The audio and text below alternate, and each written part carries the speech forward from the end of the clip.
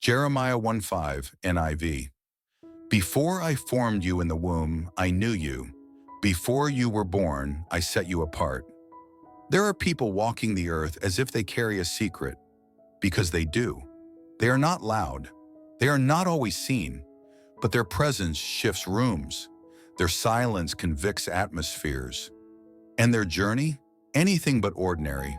They feel too much, see what others miss, cry for things they can't explain, and carry a weight that the world doesn't see, but hell does. What if I told you that what you've been calling sensitivity was prophetic wiring? What if the pain that's followed you since childhood wasn't a curse, but a confirmation? You weren't cursed, you were targeted, because when heaven marks someone, hell monitors them. And when God breathes purpose into a soul, the war begins, long before the soul understands the assignment.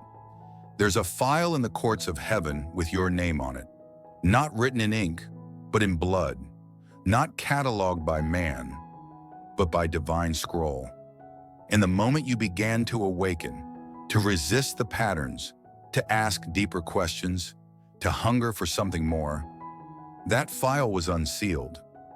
You didn't just stir spiritually, you sent an alarm through hell's corridors, and that's when the fire found you. Because chosen ones are not born into comfort, they are born into collision. You've walked through storms others couldn't handle, cried in silence no one noticed, felt out of place even in rooms meant to welcome you. And at times you wondered, why does it feel like I'm being prepared for something I can't yet name? Because you are. Heaven's whisper has always been louder inside you than the world screams. You didn't come this far by accident. You didn't survive all this just to settle into silence. You were forged, not formed, refined, not ruined, hidden, not overlooked. The betrayals weren't just relational. They were spiritual eliminations.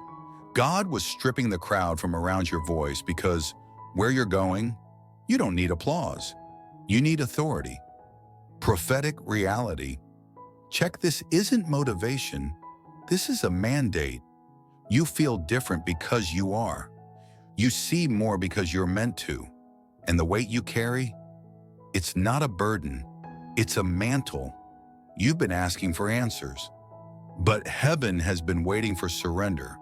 Because the moment you say yes, the fire you've walked through becomes the flame you carry. That's why the attacks weren't fair. The warfare wasn't balanced. Because the enemy never fights what doesn't threaten his agenda. He fought you because you carry something eternal. He tried to silence you because your voice was crafted to wake the sleeping. He sent counterfeit after counterfeit because your spirit was built to host the real thing. And now, the war makes sense. You are not forgotten. You are not weak. You are not imagining it. You were chosen. You were documented. And you were sent. Before the fire touched your life, heaven had already sealed your assignment. The scroll has been opened, and this is your summons. You weren't born into this world by chance. You were released into it by design. You didn't arrive. You were sent. An answer to a question the world didn't know it was asking. Before a doctor saw your heartbeat, heaven heard your yes. Before your body formed in the womb, God whispered your name into the silence of eternity and wrapped it in purpose. You've always felt it, haven't you? That pull, that weight, that strange knowing that you were never meant to blend in. While others raced to fit in, you questioned everything. While they craved applause, you craved truth. Because you weren't made for this culture, you were made to confront it. Chosen ones don't emerge in comfort. They awaken in conflict. Just like Joseph, you've carried dreams that others couldn't understand. Visions too large for small minds, too divine for carnal eyes. Just like David, you were overlooked by those closest to you, but anointed in secret by the one who saw your heart.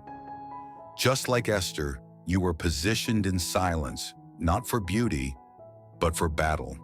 You were marked, you were hidden, you were watched by heaven and hell. because your very existence threatened a demonic cycle. This is why your childhood felt different, why you never quite felt home in any environment, why friends didn't last, why mentors let you down, why you always sensed something more was going on behind the scenes. It wasn't rejection, it was refinement. You were being separated, not as punishment, but as preparation. The call on your life could not afford contamination. Spiritual ancestry activation. You were not made from trauma. You were birthed through it. You are not the echo of what hurt you. You are the voice of what's about to heal through you. Heaven encoded you with spiritual software that detects lies in the atmosphere, that discerns motives behind smiles, that aches for purity in a polluted generation. You are not ordinary, and you never were. Let me make this clear. That intuition, that gut feeling, that moment you stopped mid-step and turned away from what looked good, that was your spiritual GPS.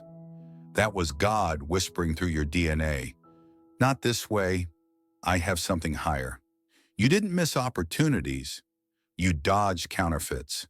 You didn't lose friends. You escaped sabotage. And every detour was divine. Prophetic mirror moment. Look back and see it now. Every unusual ache, every lonely season, every closed door, every unexplainable burden. It wasn't random. It was the chisel of heaven. You were not being punished. You were being precision carved. You are not a product of circumstance. You are a vessel of assignment. Before they named you, heaven claimed you. Before you were broken, God had already blessed the final version of you. You are not searching for purpose. You are remembering it. And the reason the world never fit is because you were born to transform it. Ephesians 6:12.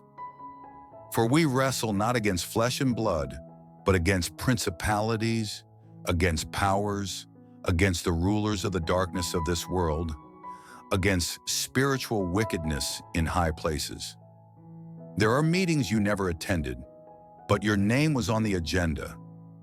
You weren't invited, you were targeted, in chambers cloaked by shadow, far beyond the reach of your natural eyes. Principalities reviewed your potential like a threat assessment. They didn't wait until you were powerful. They struck when you were vulnerable. Because hell doesn't attack based on what you've done. It attacks based on what it fears you will become. The Council of Darkness saw your blueprint. They knew what you didn't. They studied the mark on your soul and labeled you classified threat. So they met. They strategized. Not with swords, but with sabotage. Not with visible wounds, but with delays, betrayals, confusion, rejection. You were never just experiencing life. You were under spiritual surveillance. Some of the heartbreaks you couldn't explain, they weren't coincidental. They were coordinated. The people who switched on you without warning, sent. The doors that closed while you were praying, blocked. The shame that hit right after your spiritual hunger awakened, timed. The enemy doesn't always come with horns. He comes with assignments, and some of those assignments wore familiar faces. Spiritual warfare exposure. The enemy knows this. If he can't destroy you, he'll try to discourage you. If he can't kill your body, he'll try to assassinate your confidence. If he can't stop your calling, he'll surround you with confusion until you stop yourself. But here's what they underestimated. You didn't break. You burned. You turned your weeping into warfare. And now, you're no longer just a target. You're becoming a weapon. Hell feared your awakening, so it created atmospheres of apathy. It hoped you'd numb yourself with distractions, with dead relationships, with meaningless busyness. It knew that if you ever sat still long enough to hear God, you'd break the system. And now that you're waking up, the darkness is trembling. You are not under attack because of your past. You're under attack because of your future. Your worship terrifies systems. Your voice interrupts patterns. Your purity rebukes compromise. That's why this journey's been heavier. Because you're not walking as a tourist, you're moving like a threat. Prophetic briefing. There was a plan to shut you down, but it backfired. The silence made you seek. The betrayal pushed you into prayer. The isolation trained your discernment. And now the same attacks that were sent to kill you have become your credentials. You walk with spiritual eyes now. You sense what others miss. You don't just react, you perceive. That's the gift of the chosen. Discernment sharpened by pain. The council of darkness watched you fall, but they forgot to account for your resurrection. They saw the pit. They didn't see the anointing. They wrote you off. Heaven wrote you in. And now every spiritual ambush is turning into a stage for glory. Job 23, 8-10. But if I go to the east, he is not there. If I go to the west, I do not find him. Yet he knows the way that I take. When he has tested me, I will come forth as gold. There is a silence more holy than words, and more terrifying than warfare. It's not the silence of punishment. It's the silence of preparation. When your soul cries out, but heaven offers no reply. When you obey, fast, pray, and press in, and all you hear is nothing. That's when the true training begins. Because chosen ones are not just tested by pressure, they are tested by silence. David knew it. He cried, "Why have you forsaken me?" Job lived it. He searched every direction and still found nothing, until he was refined like gold. And maybe you're living it right now. You've done what you were told. You've waited. You've obeyed. And still the door won't open. The prayer feels unanswered. The heavens feel closed. But hear me. God is not ignoring you. He's investigating your heart. In the silence, motives are revealed. Ego is exposed. Idols crumble, and true intimacy is born. Because when the emotional high fades, when no one's watching, and still you lift your hands, that's oil. That's the type of worship that scares hell. You've been feeling empty, but God has been measuring depth. You thought you were being delayed. You were actually being deepened. Sacred stillness decoded. The silence is not God's absence. It's His strategy. He's forming steel in your spine. He's clearing the noise so you can finally hear His voice. He's pulling you away from applause so you can anchor into identity, not approval. This isn't rejection, it's refinement. Heaven doesn't stay quiet forever, but it does stay quiet long enough to know whether you want God's hand or God's heart. Some of you have mistaken silence for abandonment, but let me remind you, the teacher is always silent during the test. And right now you are in a test not of your power, but of your posture. Can you stand still when you don't feel anything? Can you remain faithful when your flesh screams for answers? Can you trust the promise when there's no progress? Because faith isn't built on feelings, it's built on consistency. Prophetic reflection. You are being developed in dimensions others can't see. God is speaking in ways that don't sound like words, through patterns, through closed doors, through delays that are actually detours from destruction. He's sharpening your discernment, stretching your endurance, rooting your identity deeper than your emotions, because what He's building in you will not survive hype. It needs weight. You're not just waiting, you're becoming. You're not forgotten, you're being forged. And when heaven breaks the silence, it won't be with a whisper, it will be with a verdict. The gavel will fall, the scroll will unroll, and the storm will make sense. Don't mistake the hush of heaven for hesitation. God is not punishing you, He's positioning you. He's not late. He's layering you with wisdom, authority, and fire. And when He speaks again, the silence will have been worth it. Heaven keeps records, not just of sin, but of seeds. Every silent prayer, every act of obedience no one applauded, Every tear cried into your pillow. Every time you bit your tongue when you could have cursed back. All of it, recorded, stored. And now, the scrolls are being opened. The law of return has been activated. This is not karma. This is kingdom justice. This is the holy reversal system of heaven, where what you planted in pain returns in power, where what was sown in obscurity rises in full view, where what was whispered in shame is reversed with public honor. Because God never forgets obedience, even when everyone else does. The world laughed while you served. Hell mocked while you waited, but heaven watched, and now heaven responds. God doesn't just repay, He returns with interest. He doesn't just bless, He avenges. You didn't cry for nothing. You didn't survive for nothing. You didn't walk through the fire just to come out with smoke in your lungs. You came out anointed. Heaven's economy has no shortage. In the kingdom, every no you spoke to the flesh became an invisible yes that now demands harvest. Every hour you sowed in silence was currency in the court of heaven. And when God says it's time, no demon, delay, or decision can stop the release. This is divine payback, not out of revenge, but out of righteous alignment. You will see the law work in every area. Where there was dishonor, double portion honor. Where there was lack, abundant provision. Where there was loss, generational inheritance.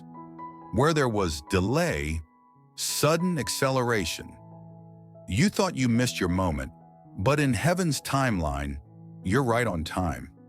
This is the season where prayers you forgot you prayed are returning like arrows aimed with fire. The enemy thought you were buried, but you were planted, and now the fruit can't be stopped. It's harvest time. Prophetic reversal. The same mouths that gossip will now be silenced by your fruit. The same rooms that close their doors will now request your presence. The same cycles that tried to trap you will now bow to the covenant over your life. Because God doesn't repay according to man's measure, He repays according to covenant faithfulness. Every seed you sowed in faith is returning in fire. Every yes you gave in silence is echoing in heaven's courtroom. And now that the law of return has been activated, get ready to collect what they never thought you'd live long enough to see.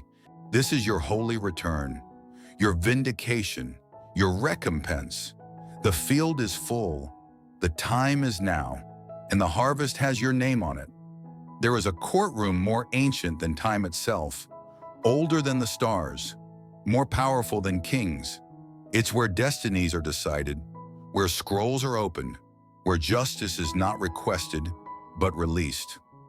And right now, your name is on the docket. Not as a criminal, not as a failure, but as a witness of faith.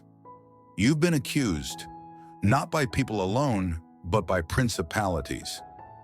The enemy has built a case against you day and night, showing God your mistakes, your weaknesses, your delays. He's tried to use your own pain as evidence against your future. But he made one critical mistake. He forgot who your advocate is. While hell prepares accusations, Jesus stands in your defense. Not just with words, but with wounds. Not just with grace, but with blood. Every drop of Calvary is a legal receipt. Every scar on his hands is a counter-argument. And as the accuser lists every flaw, heaven doesn't ignore it. Heaven overrules it. Inside the divine courtroom, you've been under review. Not for rejection, but for release. Not for punishment, but for promotion. And the judge, holy, eternal, fire in his eyes, leans forward, slams the gavel, and declares over your life, "This one is mine. This one is covered. This one is ready." Case dismissed, scroll unsealed, assignment activated. Every tongue that rose in judgment against you, condemned. Every weapon that formed, nullified. Every word curse, false prophecy, and whispered lie struck down by heaven's decree. This isn't just a new season. This is a legal ruling in the spirit. You're not trying to walk into favor. You're now mandated to move. Imagine it now. Angels standing in ranks, scrolls unrolling in the wind. Your name written not in ink, but in fire. A courtroom filled with witnesses, some angelic, some from your bloodline, some watching from heaven's balconies, and the gavel hits like thunder. It is finished. Let it be done. Move forward. The shame has been reversed. God does not just restore, He vindicates. And He doesn't do it in secret. He does it before every voice that ever said you weren't enough. This is not payback. This is heaven's formal announcement. You are cleared. You are covered. You are called, and hell can do nothing about it. You've been found faithful in the fire. You've been ruled righteous under the blood. You've been sealed with purpose from the scrolls. No accusation can rise above the verdict. No past can override the anointing. This is not your retrial. This is your release. The court of heaven has ruled. Now go. Your authority is legal, your name is honored, and your next season has already been signed. There's a moment in every chosen one's journey when the seasons shift, not because they demanded it, but because heaven ordered it. You've wept in silence, served with a broken heart, showed up while bleeding, and now, heaven says enough. The table is being prepared, not behind closed doors, but in front of those who thought the story was over. God doesn't just restore you privately, He honors you publicly, because shame was loud.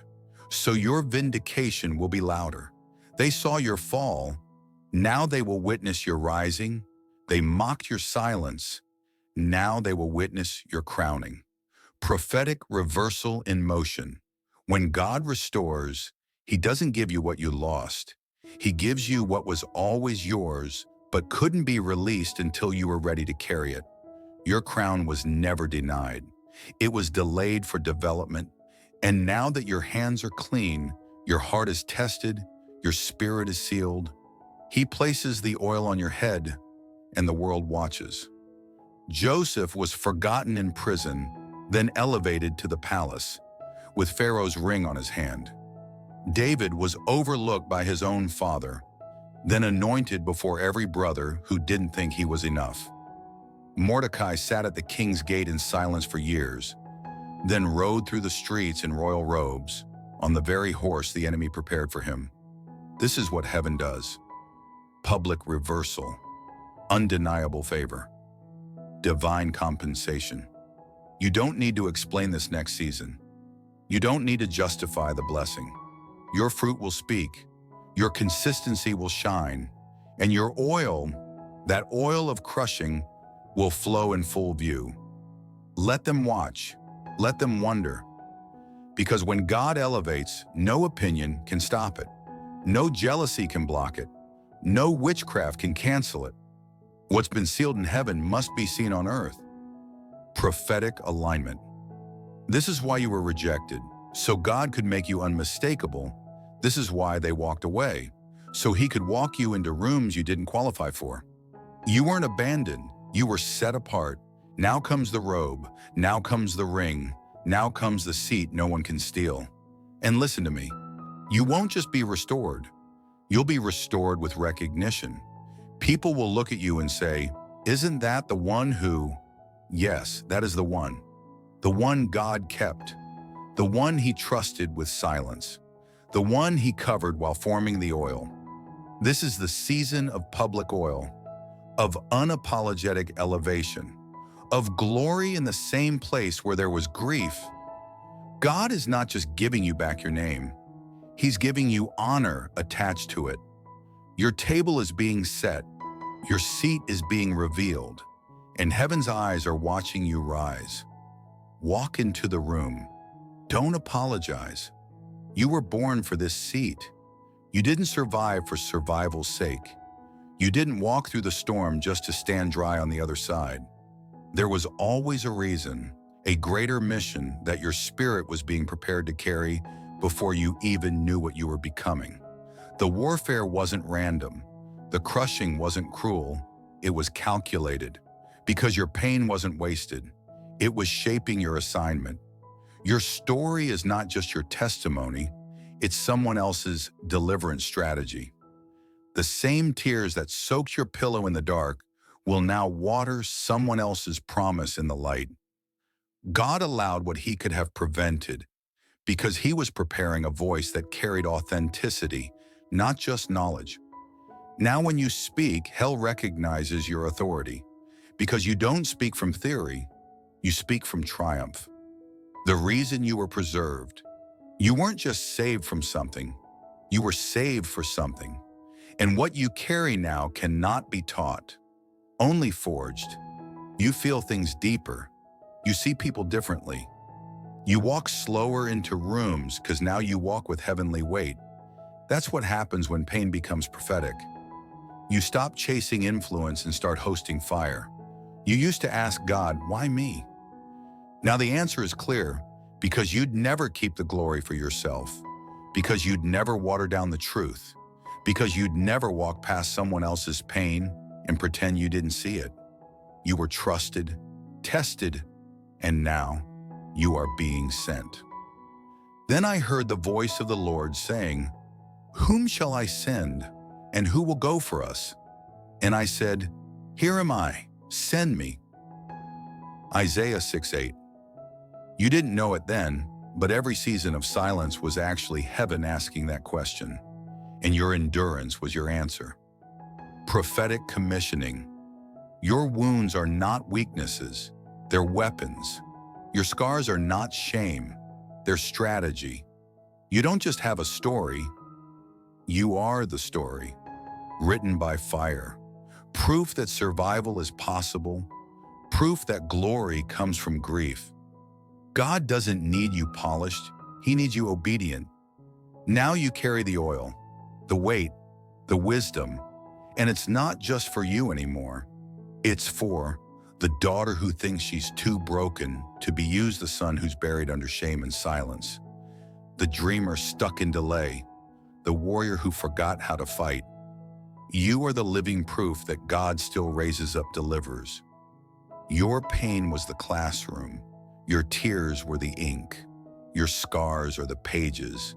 And your life is now a scroll that will awaken others. You were not just called, you were assigned. You didn't just survive, you've been commissioned. This is why you're still here. Now go and make your survival count. I didn't survive for the applause. I didn't crawl through shame, silence, and spiritual assassination just to keep quiet on the other side. I survived because someone like you needed to hear that survival was possible, that God still raises up the overlooked, that fire doesn't always destroy, sometimes it defines. You see, I know what it's like to feel invisible in rooms full of people, to carry a calling no one sees, to cry into the pages of a Bible wondering if heaven still listens, to smile on the outside while your soul aches in silence. I know the weight of being different, of being misunderstood, of being attacked for standing still in obedience. And I also know what it feels like when God steps into the silence and whispers, "I still choose you." So I'm not here as an influencer.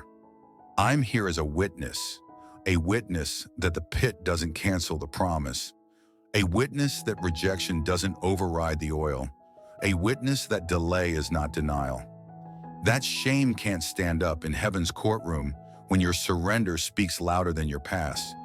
If you've been feeling like no one understands, like something in you is aching to be seen and terrified to be exposed at the same time, I see you. And more importantly, heaven sees you. From my fire to yours. The fact that you're still breathing means the assignment isn't finished. That ache in your chest, that more you can't shake, that's God stirring the oil in your bones. You're not crazy. You're not overreacting. You're waking up to purpose, to identity, to authority. Let me ask you something. Have you ever felt like you were built for something deeper? Have you ever felt like you were built for something deeper, but the world never made room for it? Have you ever looked around at compromise and wondered why it made you sick to your spirit?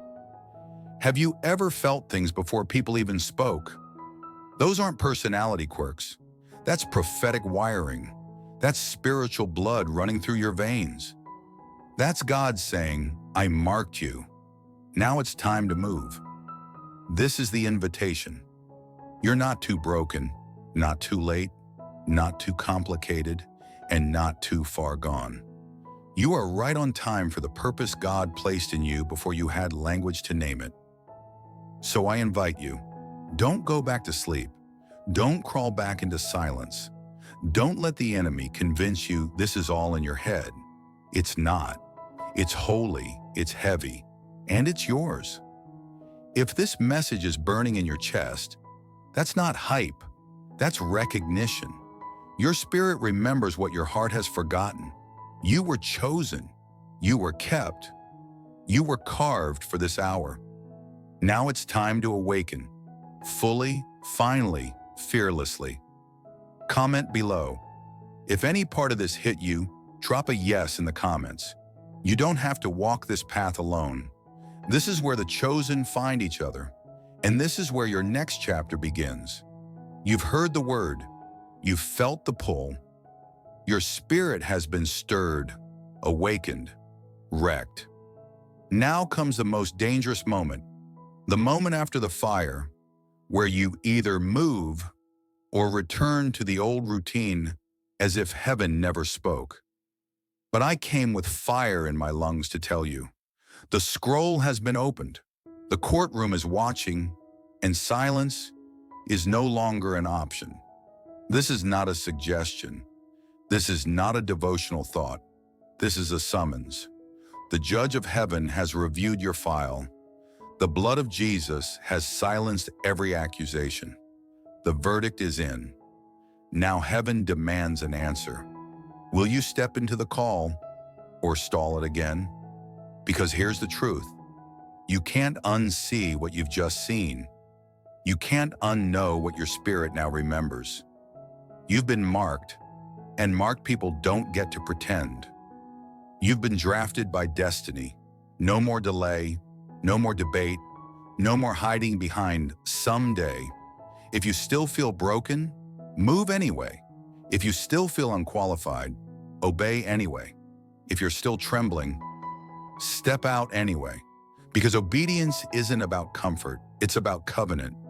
And when heaven calls, hell has to move. He who dwells in the shelter of the Most High shall abide under the shadow of the Almighty. Psalm 91:1. You are not just being called to speak. You are being called to dwell. You are not just being called to feel God. You are being called to host Him, and hosting Him comes with a cost. Comfort must die. Reputation must bow. Excuses must burn. But what you gain in return cannot be measured in this world. This isn't about hype. It's about harvest. There are souls attached to your surrender. There are gates that won't open until you say yes. And God is not asking for your perfection. He's asking for your permission. Will you let Him use you? Will you give Him your yes, even if it's trembling?